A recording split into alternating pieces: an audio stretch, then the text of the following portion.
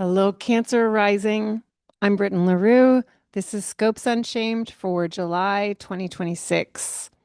I'm the creator of Emergence Astrology and the head of the Emergence Astrology School and the author of Living Astrology, which I hope you will check out if you are resonating with my voice and my approach. All right. So you may have heard that the July 2026 astrology is quite shifting. It's quite unusual. It's big, as we say. And you may have heard scary things said about this. You may have heard exciting things said about this. And you may not have heard anything said at all. So I'm just going to share with you my thoughts about this and my thoughts about it for you. So it is an unusual configuration in the sky. We are being invited to pay attention, to be available to shift. There's collective shift and there's personal shift, and it's all connected.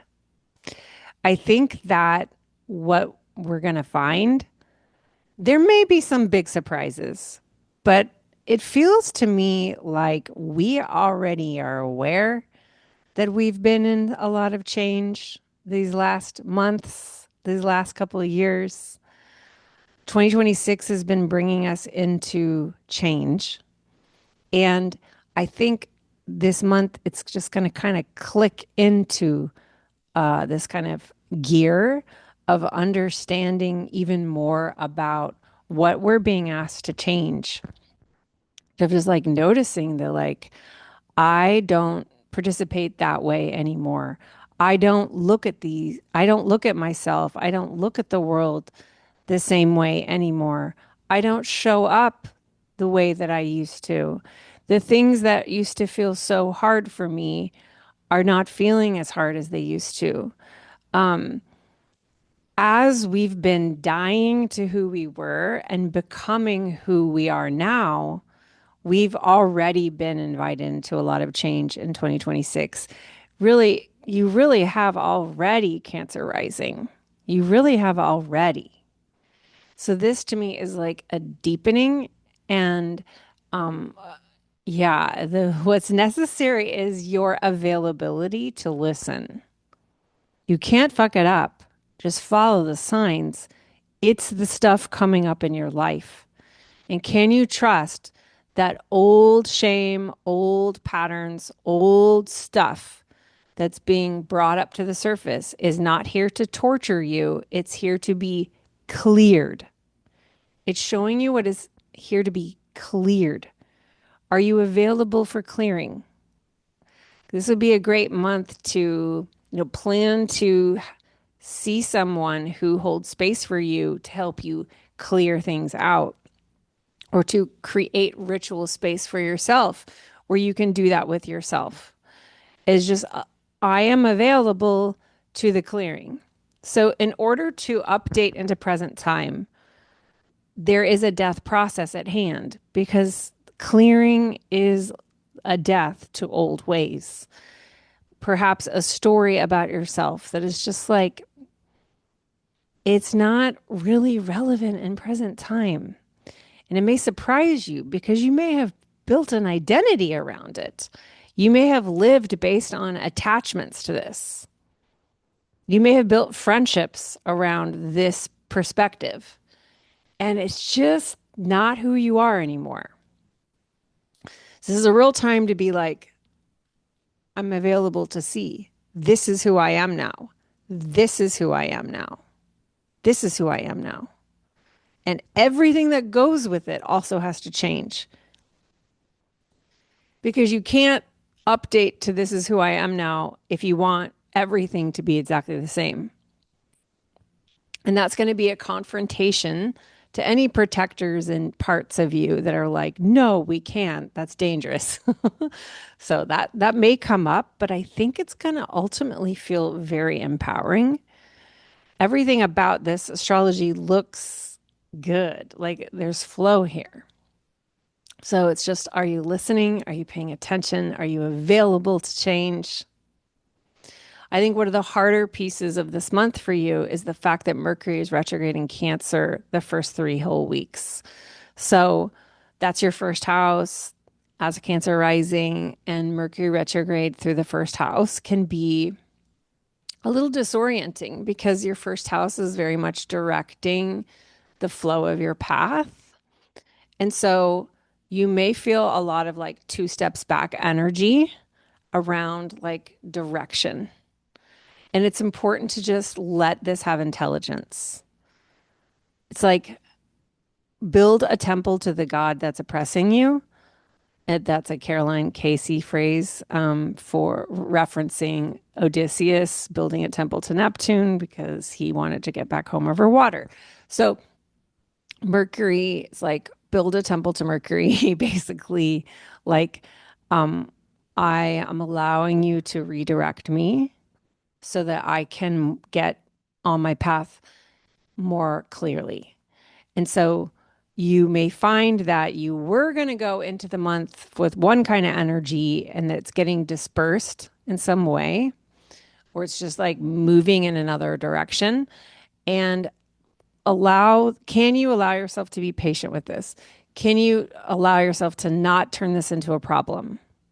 Can you allow this to be part of a larger intelligence that's redirecting you? You're gonna like the redirection once you understand it better, and you won't understand it better till later in July and into August. So there may be some of that kind of moving around. And I will share my other thing about Mercury retrograde in Cancer. Years ago, I called it the case for clear requests. So you may find that some of these slowdowns have to do with noticing patterns of communication where you or the people around you are not being direct in how they are wanting to share because they have like a feeling like they're afraid of the high sensation of being direct.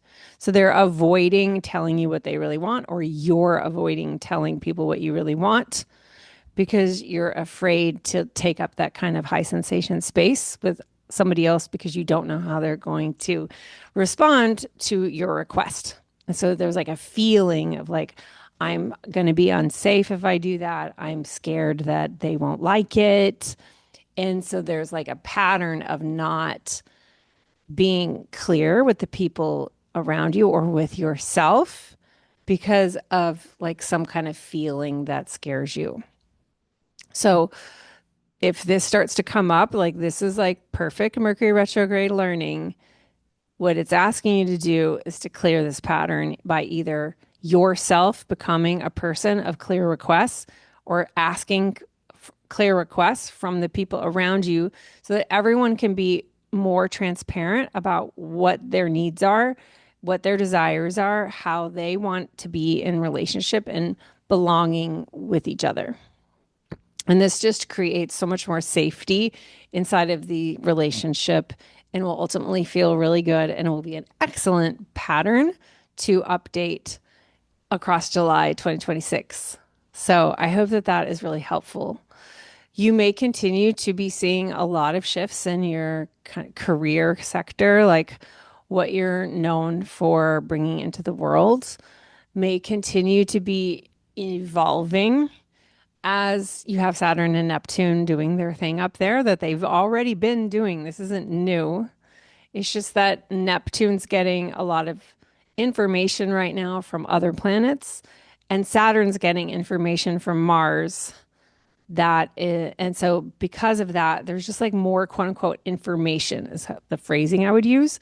Information is just like the data of what's coming up is helping you see things even more.